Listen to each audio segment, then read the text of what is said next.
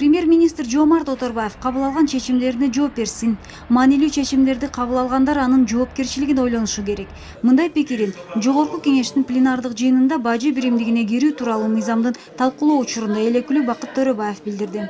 Мына 11 миллион ак кеме боюнча кетирди. Газ боюнча проблема айтылып атат. Суу жок, свет жок. Тарифтер боюнча сот чечим чыгарып атат. Өкмөттүн токтомун жокко чыгарып атат. Мына врачтар Акрам Хашимович депутаттар боюнча диагноз коюп атат.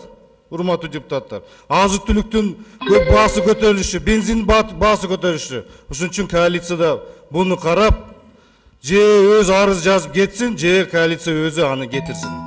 Мындан тышкары Бакыт Төрөбаев өкмөт башчынын кадр саясатына нааразычылыгын билдирди. Депутаттын айтымында анын дарегине акыркы учурда мамлекеттик кызматтан четтетилип, бирок сот органдары тарабынан мыйзамдуулук калыбына келтирилген фактылар боюнча кайрылуулар көп болууда.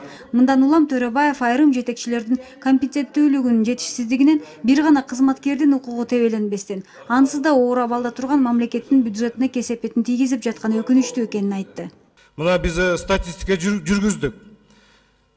100 адамдан азыр мына бизге кайрылган кызматкерлер сот аркылуу мына мыйзамсыз иштен алынды. 20 миллион сомго бюджетке мына зыян келтирди. Коалициянын мүчөлөрүнө, коалициянын башчысына мен кайрылат элем. Ошо кадровый саясатты карап коюш керек.